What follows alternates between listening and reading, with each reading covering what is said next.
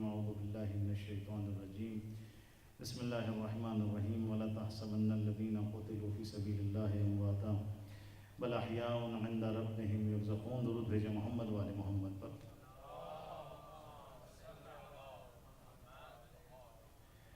پندرہ منٹ آپ کی سمع خراشی کروں گا، اس کے بعد انشاءاللہ راجہ صاحب سے استفادہ کریں گے. راجہ صاحب کے سامنے گفتگو کرنا میرے لیے تو بہت سخت ہوتا ہے. دیگر علماء کرام یہاں تشریف فرمائیں، اور جب یہ ہوتے ہیں تو احساس یہی ہوتا ہے کہ استفادہ انہی سے ہونا چاہیے. عزیزان محترم، قرآن مجید میں اللہ تعالیٰ نے فرمایا کہ دیکھو گمان بھی نہ کرنا، جو لوگ راہ خدا میں مارے گئے، قتل ہو گئے، وہ ہلاک ہو گئے، مارے گئے نہیں بلکہ وہ زندہ ہیں اور اپنے رب کے پاس سے رزق کھاتے ہیں. عزیزان محترم، علامہ طباطبائی صاحب تفسیر المیزان ارشاد فرماتے ہیں کہ یہ جو اللہ نے شہداء کو زندہ کہا ہے تو زندگی کی کوئی دلیل ہوتی ہے. زندہ انسان کوئی علامات رکھتا ہے. ہم جب کہتے ہیں کہ یہ انسان زندہ ہے تو پھر وہ فعالیت بھی رکھتا ہے اور شعور بھی رکھتا ہے. فعالیت اور شعور اس کی زندگی کی علامت ہے. علامہ طباطبائی ارشاد فرماتے ہیں. آئیں دیکھیں کہ شہید زندہ کیسے ہے. قرآن مجید نے کوئی دلیل دی ہے ان کی زندگی کی؟ کہا ہاں دی ہے. وہ دلیل کیا ہے؟ کہا کہ یہ جو اللہ نے کہا نا کہ وَلَا تَحْسَبَنَّ الَّذِينَ قُتِلُوا فِي سَبِيلِ اللَّهِ أَمْوَاتًا بَلْ أَحْيَاءٌ عِندَ رَبِّهِمْ يُرْزَقُونَ، کہ شہداء زندہ ہیں اور اپنے رب کے پاس سے رزق کھاتے ہیں. تو دیکھو زندگی کی علامت فعالیت انجام دینا ہے، اور رزق کا تناول کرنا ایک فعالیت ہے جو شہداء انجام دیتے ہیں. اب یہ رزق کون سا ہے؟ یقیناً رزق معنوی ہے. اللہ بہتر جانتا ہے کون سا رزق ہے. خاص رزق ہے. شہداء فعالیت انجام دے رہے ہیں. عند ربہم یرزقون. اور دوسری علامت جو زندگی کی ہے، جو شہداء کے اندر موجود ہے، خود قرآن مجید نے بیان کیا. عزیزان گرامی، کسی انسان کا خوش ہونا اور کسی انسان کا غم منانا اس کے شعور کی علامت ہے. غمگین وہ ہوتا ہے جس کو شعور ہوتا ہے، خوش وہ ہوتا ہے جس کو شعور ہوتا ہے. جس کے اندر غم کے کوئی آثار نہیں ہوتے، غم کی بات ہوتی ہے، سانحہ رونما ہوتا ہے، اس کو کوئی غم نہیں ہوتا. اس کا والد مر جائے خدا نہ خواستہ، اس کو غم نہیں ہوتا.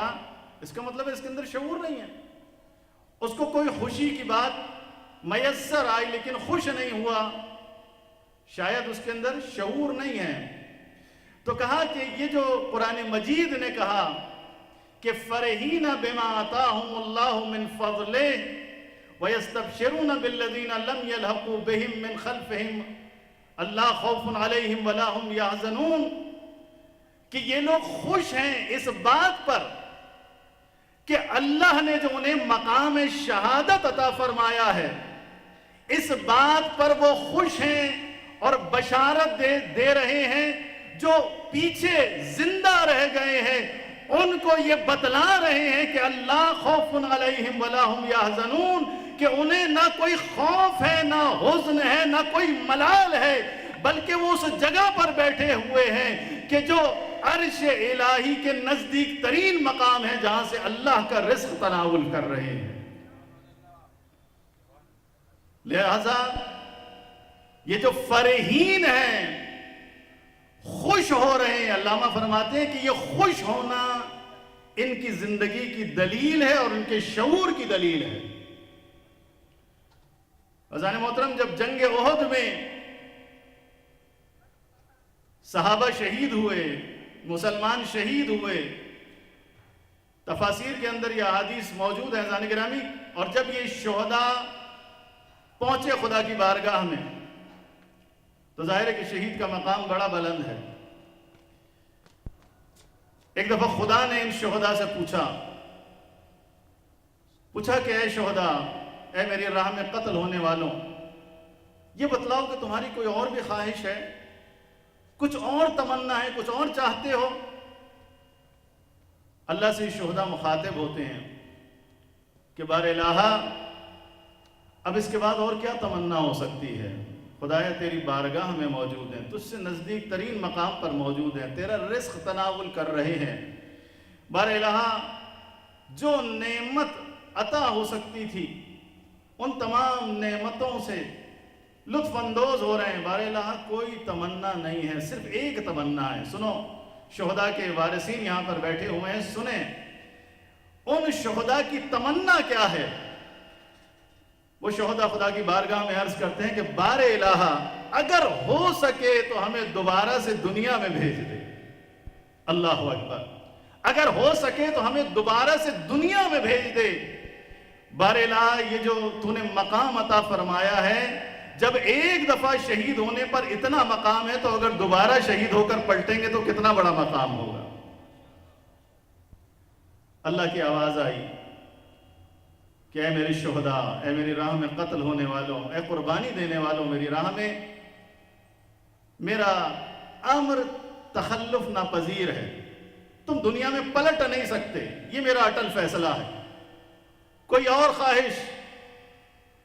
سنے خانوادہ شہداء یہاں پر بیٹھے ہوئے ہیں، ان شہداء نے اپنے رب سے کہا کہ بار الہا، پھر خواہش یہ ہے کہ سب سے پہلے ہمارا سلام ہمارے رسول صلی اللہ علیہ وآلہ وسلم تک پہنچا دے۔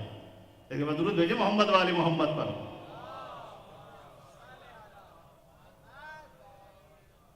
ہمارا سلام حضور تک پہنچا دے۔ اور دوسری بات یہ ہے، بار الہا، ہماری شہادت کے بعد منافقین بڑے تانے دیتے ہیں، ہمارے بچوں کو تانے دیتے ہیں، ہماری اولاد کو تانے دیتے ہیں، ہمارے ماں باپ کو تانے دیتے ہیں کہ دیکھو ہم زندہ ہیں لیکن یہ مارے گئے۔ نعوذ باللہ، حضور نے، رسول اللہ نے انہیں ہلاکت سے دوچار کر دیا۔ یہ لوگ قتل ہو گئے، تمہارے بچے یتیم ہو گئے، عورتیں بیوہ ہو گئیں، تم بے سہارا ہو گئے، تانے دیتے ہیں منافقین۔ بار الہا، ہمارے گھر والے بڑے پریشان ہیں، انہیں اطمینان دلا دے کسی طرح سے کہ ہم بہت خوش ہیں اور تم پریشان نہ ہو۔ خانوادہ شہداء، آپ کے لیے پیغام ہے کہ بس جب یہ تمنا کی گئی کہ ہمارے گھر والوں کو اطمینان دلوا دے تو روایت کے مطابق جبرائیل اس آیت کی تلاوت کرتے ہوئے ان شہداء کے پاس آئے، وَلَا تَحْسَبَنَّ الَّذِينَ قُتِلُوا فِي سَبِيلِ اللَّهِ أَمْوَاتًا بَلْ أَحْيَاءٌ عِندَ رَبِّهِمْ يُرْزَقُونَ، کہ اللہ ان خانوادوں کو یہ پیغام دے رہا ہے اور ان منافقین کو یہ پیغام دے رہا ہے کہ دیکھو جو لوگ اللہ کی راہ میں قتل ہو گئے وہ ہلاک نہیں ہوئے، وہ ختم نہیں ہوئے، بلکہ وہ شہداء زندہ ہیں اور تم سے زیادہ زندہ ہیں اور اپنے رب کے پاس سے رزق کھاتے ہیں۔ ایک دفعہ درود بھیجیں محمد والے محمد پر۔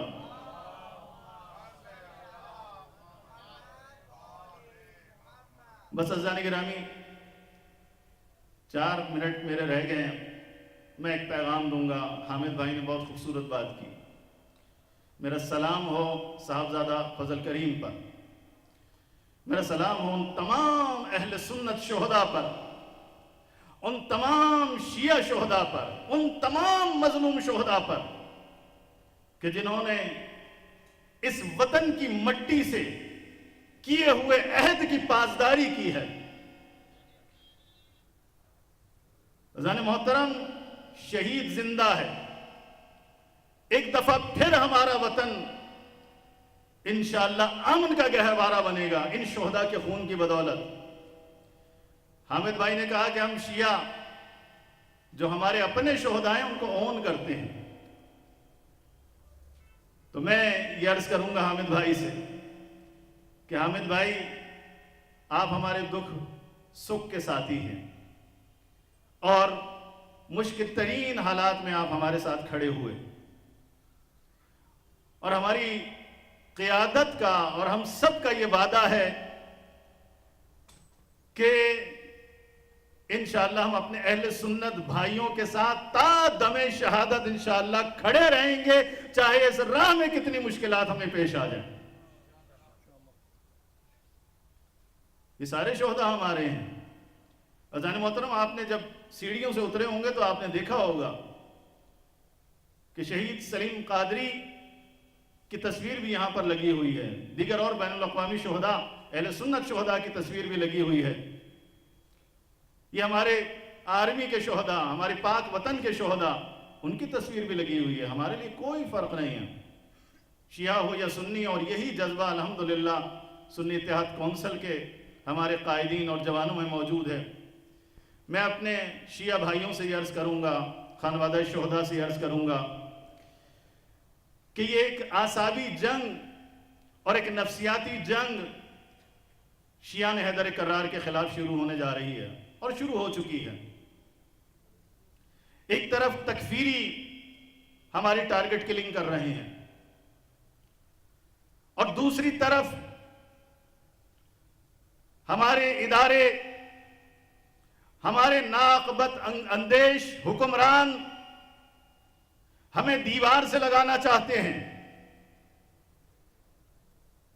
ہمیں یہ باور کروانا چاہتے ہیں کہ ہم پاکستان میں کوئی دوسرے نمبر کے شہری ہیں۔ ہماری قوم جو بانی پاکستان کے بیٹے ہیں، ہماری قوم جو راجہ صاحب محمود آباد کے بیٹے ہیں، ہماری قوم جو اپنے اہل سنت بھائیوں کے ساتھ جنہوں نے جام شہادت نوش کیا، ہم دوسرے نمبر کے شہری ہیں، دوسرے درجے کے شہری ہیں پاکستان کے اندر؟ ایک نفسیاتی حربہ۔ عزیزان گرامی، یہ پاکستانیوں کی آئیڈیالوجی نہیں، یہ اہل سنت کی آئیڈیالوجی نہیں، یہ آل سعود کی آئیڈیالوجی ہے جو امپورٹ کی گئی اور ہم پر امپوز کی گئی پاکستان کے اندر۔ اے شیعان حیدر کرار، تم نے دیکھا کیا؟ یہاں پہ سنی اتحاد کونسل کے سربراہ بیٹھے ہوئے ہیں،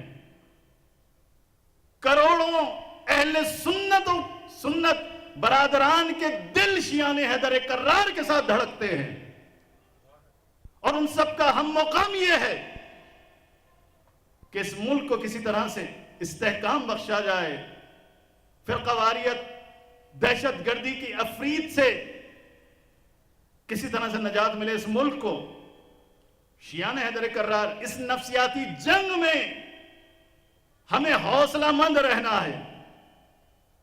یہ جنگ حوصلوں کی جنگ ہے۔ شیڈول 4 بہت چھوٹا حربہ ہے۔ اکاؤنٹ سیل کرنا بہت چھوٹا حربہ ہے۔ تمہیں زندانوں میں ڈالنا بہت چھوٹا حربہ ہے۔ تمہیں قتل کر دینا، ٹارگٹ کلنگ کرنا بہت چھوٹا حربہ ہے۔ ہم اس حسین بن علی کے ماننے والے ہیں جو قتل بھی ہوتا ہے، سر تن سے بھی جدا ہوتا ہے، لاشا بھی پامال ہوتا ہے، جس کی بیٹیاں بھی اسیر ہوتی ہیں، جس کی عورتیں بھی اسیر ہوتی ہیں، لیکن تاریخ نے دیکھا کہ اس وقت کے یزید نے زینب کے ارادوں کو توڑنے کی کوشش کی، لیکن اس وقت زینب نے، علی کی بیٹی نے، میری بی بی نے یزیدیت کی آنکھوں میں آنکھیں ڈال کر ایک اعلان کر دیا، یا یزید کد قیدک وساسایک والناسب جہدک فواللہ لا تمحو ذکرنا۔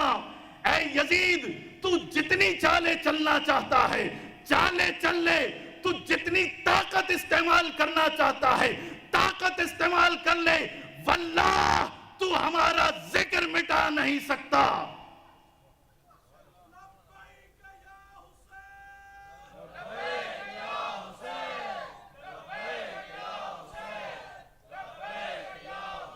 لہذا عزیزان محترم، کربلا سے بڑھ کر ہم شکنجے میں نہیں آ سکتے، کربلا سے بڑھ کر ہم قربانی نہیں دے سکتے، کربلا سے بڑھ کر ہمارے اوپر ظلم نہیں ہو سکتا۔ ہم اس حسین کے ماننے والے ہیں، ہماری بہنیں، ہماری بیٹیاں اس زینب کی ماننے والی ہیں۔ شیڈول 4 لگا دو، جوانوں کو اسیر کر لو، ہمیں قتل کر دو، لیکن یاد رکھنا حسین کا ذکر پاکستان میں ہوتا رہے گا، ہر شیعہ بھی ذکر کرے گا، ہر سنی بھی ذکر کرے گا۔ دنیا کی کوئی طاقت اس ذکر کو مٹا نہیں سکتی، لیکن ہمیں ہمت کرنی ہے اس نفسیاتی جنگ میں، اس اعصابی جنگ میں۔ اذان محترم، جو مختلف ہتھ کنڈے استعمال کیے جا رہے ہیں، CTD ہمیں بلاتی ہے، کبھی IB ہمیں بلاتی ہے، کبھی ISI ہمیں بلاتی ہے۔ اذان گرامی، اس اعصابی جنگ کے اندر جو شخص کھڑا رہے گا وہ زمانے کا ابو ذر ہوگا، وہ زمانے کا سلمان ہوگا، وہ زمانے کا میثم ہوگا، اور جو میدان چھوڑ دے گا پھر اس کا راستہ حسین سے جدا ہو جائے گا۔ اور حسین کا ماننے والا کبھی راستہ نہیں چھوڑتا۔ نہ ہم توابین میں سے ہیں، نہ کوفے والوں میں سے ہیں، انشاءاللہ کربلا والوں میں سے ہیں۔ اللہ تعالی ہم سب کو شہداء کے راستے پر چلنے کی توفیق عنایت فرمائے۔ اور مجلس وحدت مسلمین، اذان محترم، ایک فرصت ہے جو اللہ نے آپ کو نصیب فرمائی ہے۔ بس یہ ایک جملہ ادا کروں گا، آپ کی زحمت تمام۔ مجلس وحدت مسلمین اور اس کی قیادت ایک فرصت ہے۔ نبی مکرم صلی اللہ علیہ وآلہ وسلم نے ارشاد فرمایا تھا، الفرصت تمر کمر السحاب۔ یاد رکھنا، فرصتیں آتی ہیں اور بادلوں کے طرح آتی ہیں اور چلی جاتی ہیں۔ ان حالات میں مجلس وحدت مسلمین ایک نعمت ہے اللہ کی۔ رائے صاحب یہاں پر بیٹھے ہوئے، میں ان کے حوالے سے زیادہ بات نہیں کرنا چاہتا، لیکن صرف اتنا عرض کروں گا، یہ اللہ کی نعمتیں ہیں۔ ہم نے شہید قائد کی جس طرح سے قدر کرنی چاہیے تھی ہم نے نہیں کی۔ اللہ نے بہت جلد ہم سے وہ عظیم قائد ہماری امت سے اٹھا لیا۔ خدا کے لیے قدر کیجئے، اس پلیٹ فارم کی، یہ شہداء کا پلیٹ فارم ہے۔ عزیزان محترم، جو اس پہ کام کرنے والے، مخلص، قربانی دینے والے، جان ہتھیلی پر رکھ کر نکلنے والے، جن کا ہم و غم یہ ہے کہ امت کو منظم کیا جائے، پاکستان کے اندر امن قائم کیا جائے، پاکستان کے اندر یونٹی قائم کی جائے، اور جو کاوشیں ہیں مجلس وحدت مسلمین کے آپ کے سامنے، اذان محترم، میں اپنے کارکن جہاں یہاں پہ تشریف فرما ہے، ہمیں اس کی قدر کرنی چاہیے۔ میں اپنے آپ کو کہتا ہوں، ہمیں اس کی قدر کرنی چاہیے، اس شہداء کے پلیٹ فارم کی قدر کرنی چاہیے، اس قیادت کی قدر کرنی چاہیے، اپنے ایک ایک کارکن کی قدر کرنی چاہیے۔ اذان محترم، یہ قربانی دینے کا وقت ہے، یہ کھڑا ہونے کا وقت ہے، یہ حسین سے کیے ہوئے عہد کی پاسداری کا وقت ہے۔ دعا گو ہوں کہ اللہ خون شہداء کی بدولت ہم سب کو شہداء کے راستے پر قائم و دائم رکھے اور ہمیں اسی راہ میں شہادت نصیب فرمائے۔ ایک دفعہ شہداء کے درجات کی بلندی کے لیے میں نعرہ لگاؤں گا، نعرے کا جواب دینا ہے انشاءاللہ۔ جہاں جہاں تک آواز جاری ہے، نعرے کا انشاءاللہ جواب حسین ابن علی کے روضے تک جائے گا، لبیک یا حسین۔